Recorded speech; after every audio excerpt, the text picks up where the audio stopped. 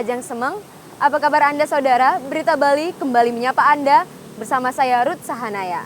Serangkaian berita seputar Bali telah kami sediakan untuk Anda. Berikut 3 berita utama Berita Bali hari ini.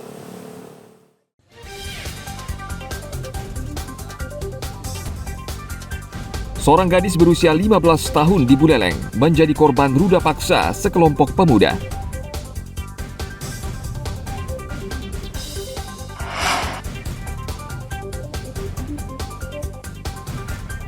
KPUD Gianyar masih membuka pendaftaran bagi relawan pelipat surat suara.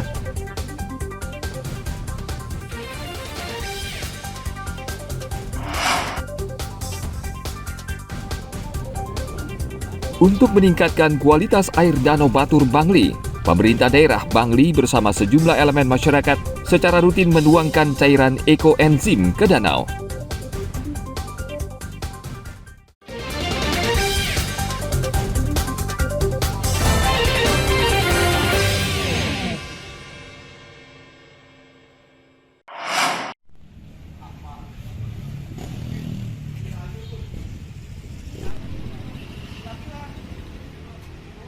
Nasib malang menimpa gadis berusia 15 tahun asal Kecamatan Buleleng, Kabupaten Buleleng.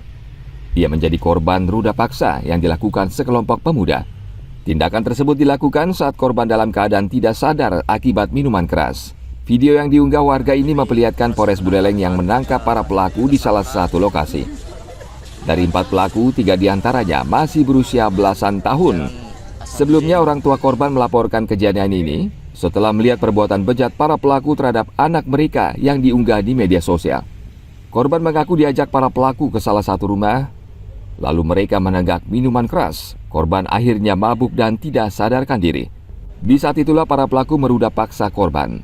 Dalam kasus ini polisi hanya menetapkan 1 tersangka berinisial RM karena dinilai sudah cukup umur. Sementara 3 pelaku lain masih di bawah umur dan dikenakan wajib lapor. Tempatnya ya terbukti melakukan persetubuhan, itu juga dari pengakuannya juga mengakui. Kemudian dari pengakuannya sudah mengakui kalau dia yang melakukan. Pasal yang disangkakan pasal 82 Undang-Undang Perlindungan. Kalau dibilang keadaan mabuk, ya sempat minum, diajak minum sama si cowok. Tersangka dijerat Undang-Undang Perlindungan Anak dengan ancaman hukuman 15 tahun penjara. Selain itu, polisi juga saat ini tengah mendalami foto persetubuhan yang diunggah ke media sosial sehingga menjadi viral. Tim Liputan melaporkan dari Kabupaten Buleleng.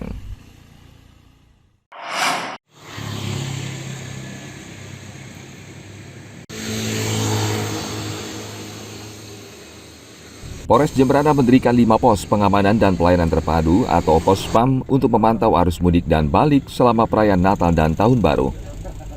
Kapolres Jemberana AKBP Endang Tri Purwanto Senin lalu meninjau 5 pos PAM dan 1 pos pelayanan di sejumlah titik untuk mengecek kesiagaan anggota memantau pergerakan warga.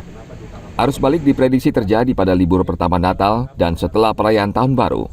Untuk itu Kapolres meminta anggota segera melapor bila ada gangguan ketertiban umum serta sigap mengantisipasi kecelakaan lalu lintas.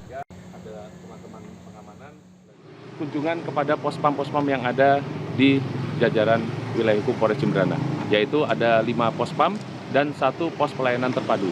Sesuai dengan prediksi, ada arus balik pertama dan arus balik kedua. Arus balik pertama yaitu setelah perayaan Natal, dan arus balik kedua setelah tanggal 1 atau perayaan Tahun Baru.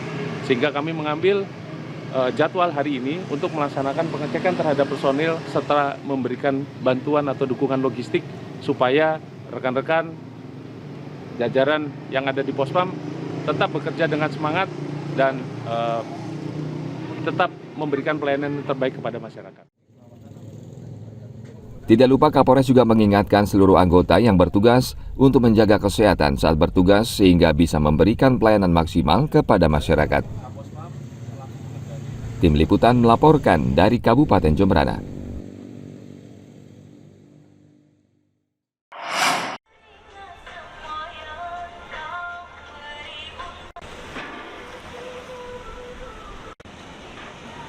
Menjelang liburan Natal dan Tahun Baru, sejumlah daerah di Bali akan mengalami kemacetan parah.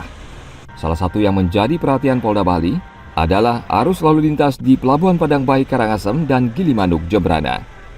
Polda Bali berencana akan melakukan rekayasa lalu lintas untuk mengurai kemacetan dua daerah tersebut.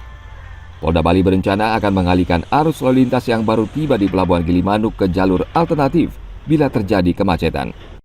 Selain itu juga disiapkan 2 kantong parkir untuk mengantisipasi antrean kendaraan yang akan meninggalkan Bali.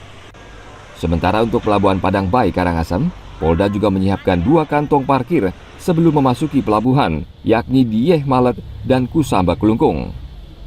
Kantong parkir ini untuk mencegah penumpukan kendaraan yang akan memasuki pelabuhan, mengingat hanya ada satu ruas jalan menuju Pelabuhan Padang Bayi.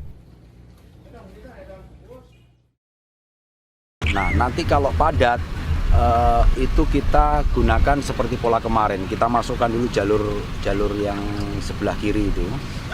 Untuk yang kendaraan besar tetap di jalur utama. Semakin padat kita tambah lagi jalur. Jadi ada 2 jalur tambahan di sebelah kiri. Kemudian kalau terlalu padat kita buat 3. Dan sistem kita lihat kepadatan itu kriterianya kita lihat dari jamnya dulu. Kalau 1 jam sampai 2 jam itu sampai batas ini dia belum bergerak untuk masuk ke kapal, otomatis kita tambah lagi jalur 1 lagi. Yang kita siasati adalah tempat parkirnya, kantong parkirnya. Ya Malet itu kalau nggak cukup kita koordinasi dengan Kelungkung, kita taruh di Kelungkung Kusamba ya situ, pokoknya masuk Kelungkung itu. Polda Bali memperkirakan puncak arus mudik akan terjadi 2 kali, yakni 22 dan 23 Desember dan 29 dan 30 Desember. Begitu juga dengan arus balik, diperkirakan akan terjadi pada 26 dan 27 Desember dan kedua pada tanggal 1 dan 2 Januari 2024. Tim Liputan melaporkan dari Kota Denpasar.